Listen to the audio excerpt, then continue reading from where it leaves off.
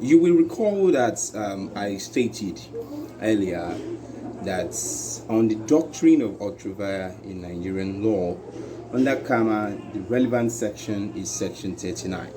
So we'll then interrogate this section.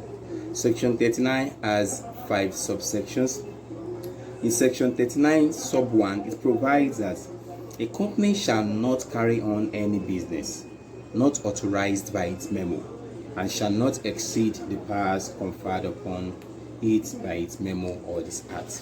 You can see it says you cannot act beyond what you have stated in your memo. You cannot act beyond your capacity and your power as you have stated in your memo pursuant to section 27 1c. And section 39 sub 2 says that a breach of subsection 1 of this section may be asserted in any proceeding under section 300 to 313 of this act or under subsection 4 of this section.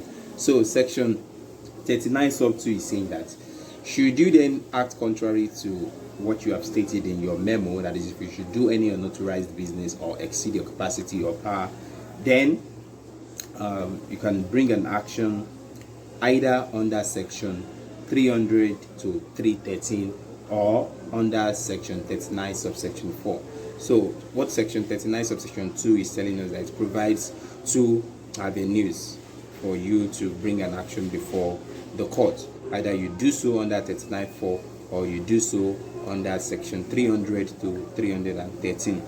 So when you act ultravia, you can bring the action before the court. And section 39.3 says, notwithstanding the provisions of subsection 1 of this section, no act of a company and no conveyance or transfer of property to or by company shall be invalid by reason of the fact that such act, conveyance or transfer was not done or made for the furtherance of any of the authorized business of the company. We shall come back to this. And then section 39.4 says, on the application of any member of the company or the holder of any debentures secured by floating charge over all or any of, you see there, so the company may prohibit, the court rather, may prohibit by injunction the doing of any act or the conveyance or transfer of any property in breach of subsection 1 of this section. So remember I stated that section 39.2 provides for 2 avenues for you to institute proceedings when you feel like a company is acting ultravia.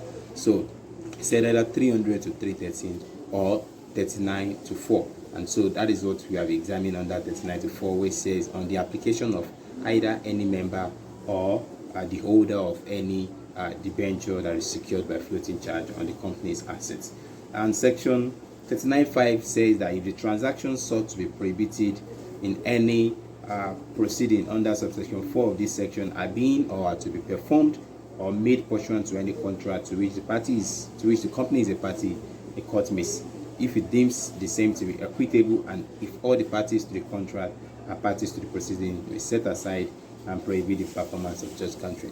I need to state at this point that you must read section 39.4. You must read it along with section 39.5, and we'll come back to that. Now let's have some sort of exploration on these subsections.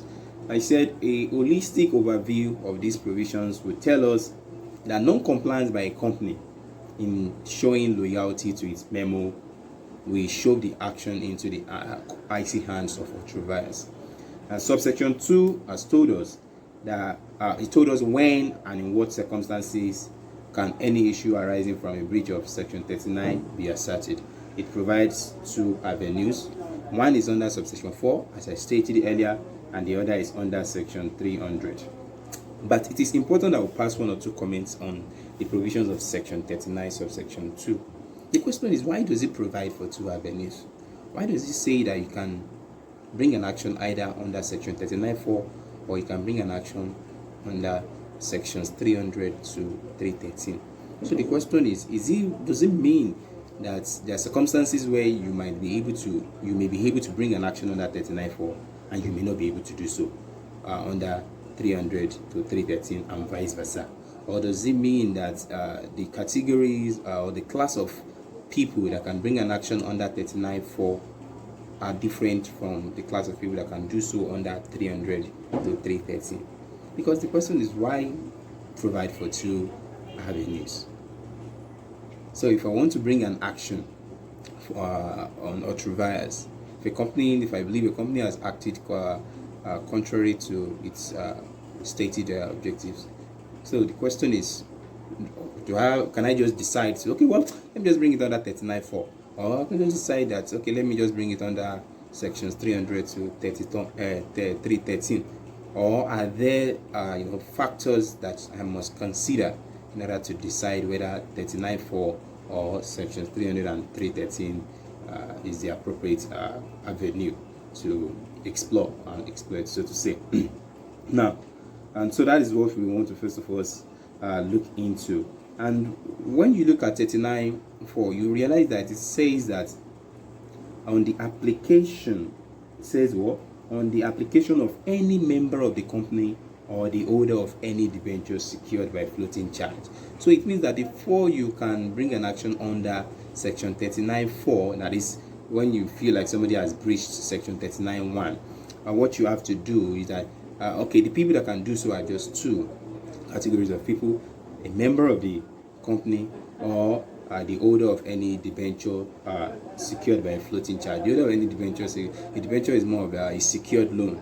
So if there's anyone that has a secured loan with the company, as can bring an action, just like Aaron Solomon. In the case of Solomon was a debenture holder secured by floating charge over. So these are the two people that can bring an action under 39.4.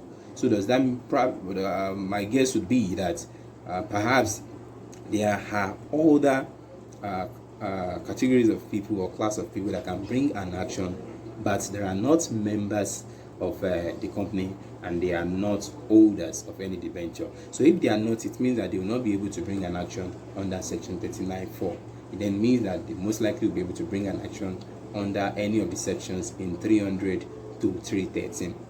And by the time we interrogate the provisions of 300 to 313, especially within the context of minority power and the relevance of the rule in force and arbiter, which I shall discuss in my next video, we get to see that yes, there are some individuals or categories of people that can bring an action to actually challenge the company when they feel like the company is acting ultra-biased and they are not members of the company, or neither are they holders of the venture. Take for example, if you check your section 303, which is on derivative action, it says it uses the term applicant, and if you go check section 309 defining who an applicant is, it says that the commission is also an applicant. The commission is obviously not a member of the company. So let's say it is the commission that wants to bring an action that, okay, there's a breach of section 39.1,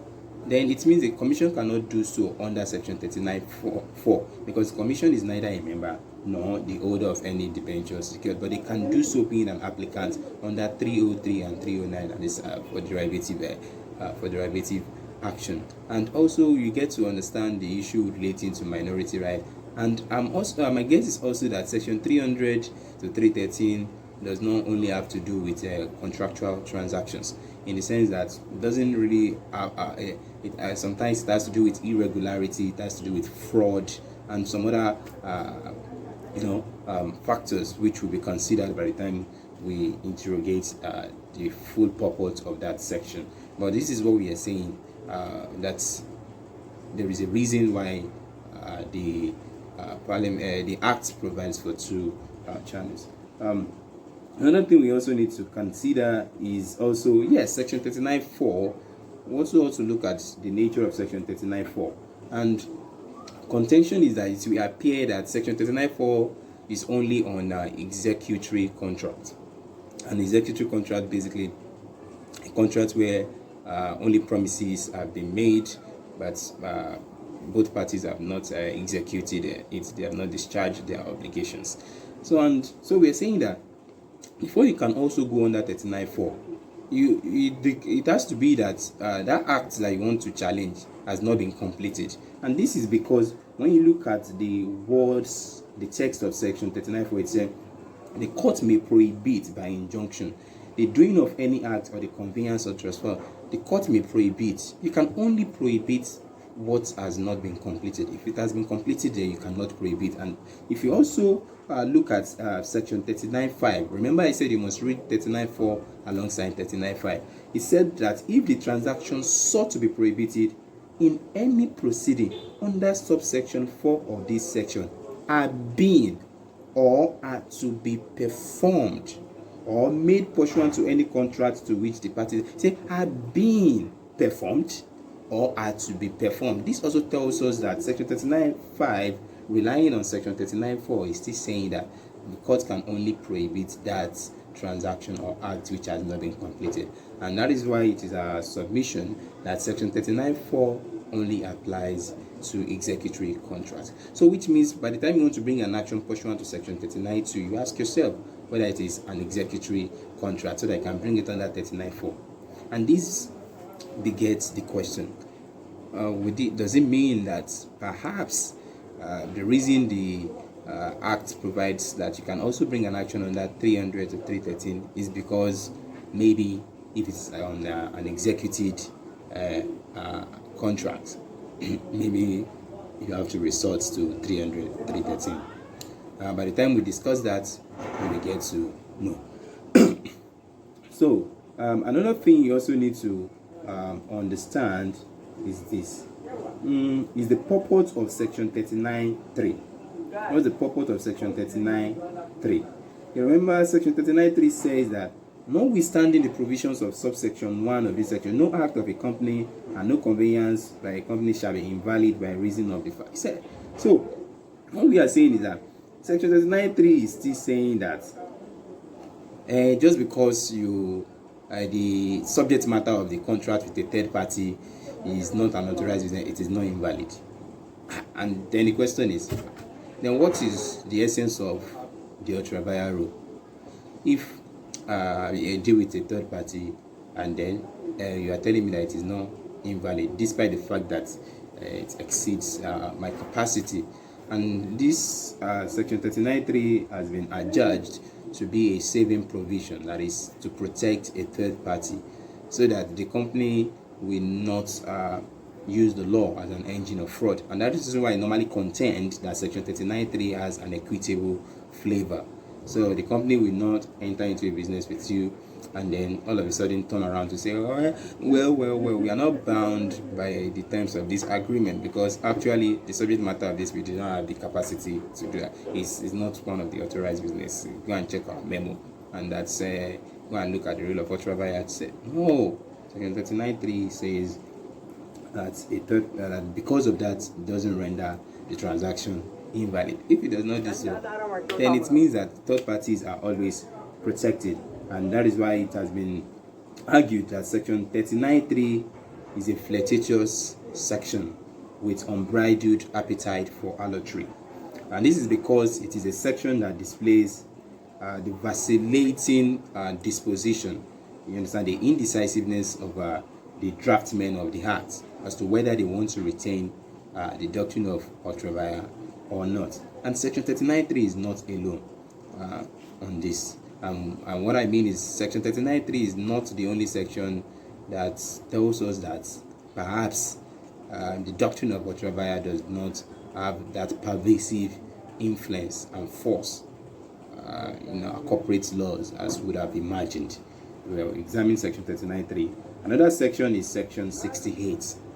And if you look at section 68, is on abolition of constructive notice of registered document. What this one is just saying is that when parties deal with a company, they shall not be deemed to have knowledge of the content of its memo. Because under the common law, one of the justifications for that strict application was that, the memo is a public document. So when you want to enter into any contractual agreement with the company or entity, you should check the memo. So if you decide not to check the memo, it is at your own peril. But because of you're presumed to have knowledge of the content of the memo. But when you look at section 68, that said no, that presumption will not be made. And So this provision actually makes sense of section 39.3 because in that it complements it. So your contract with the company is not invalid simply because the subject matter of the contract is outside the scope of its authorized business, and this is, and also because you don't have knowledge and you are not presumed to have the knowledge. Another provision that reviews the importance of the doctrine of ultra in Nigerian law is the provisions of section 69. Section 69 is on presumption of regularity. So this one provides that any person that deals with a company or with someone deriving title under the company shall be entitled to make some assumptions, and one of those assumptions is that the company's memo and articles have been complied with. So what we are just saying is that when you are dealing with a company, whether you check the memo, you don't need to check the memo. The moment you are dealing with the company, you have the right to presume that, okay, this company is acting within its capacity. This company is not doing an unauthorized business.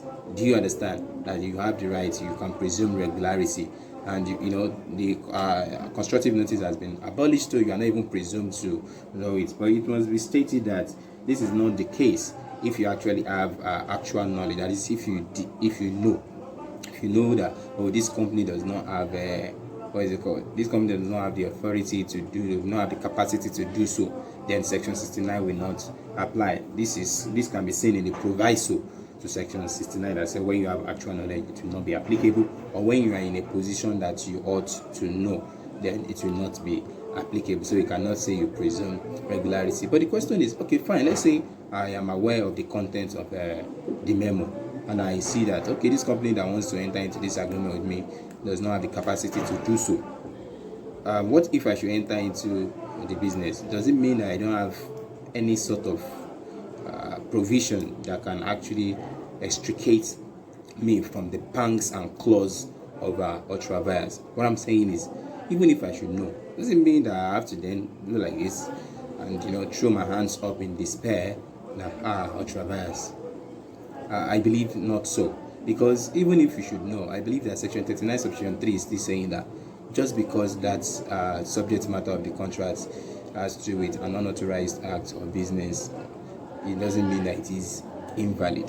The only thing is that you cannot presume regularity because you are aware, and perhaps this would give form and reinforce the provision of section 39.5. Section 39.5 said, if the transaction sought to be prohibited in any proceeding under subsection 4 act of this section are being or to be performed or made pursuant to a contract to which the company is, the court may, if it deems same to be deems same to be equitable, and if all the parties to the contract are parties to the proceeding, set aside and prohibit the performance of such contracts, and may allow the company or the other parties to the contract compensation for any loss or damage. So I'm saying that perhaps in a situation where you have actual notice and yet you decide to go ahead with the contract, and tomorrow the company comes to say, oh, you knew, or somebody challenges it and the court sees that actually it is ultra via, and you're like, you knew, so you cannot even hide under section 69. What I'm saying is that, well, since section 39.3 is still there, it's still saying that it is still not rendered invalid by reason of the fact that the subject matter of the contract is an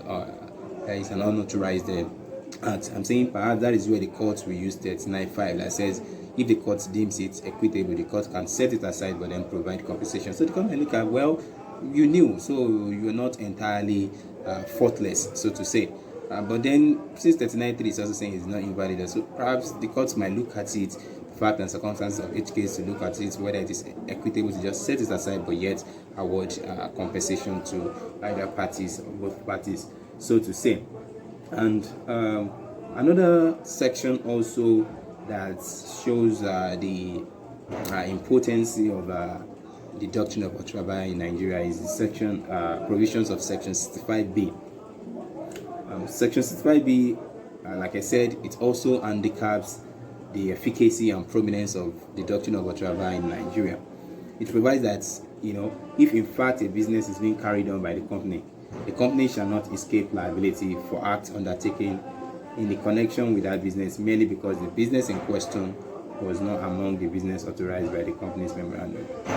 So you can see, it says that despite the fact that the business you have entered is not among the authorized act in your memo, you shall not escape liability for acts undertaken in the connection. You shall not escape liability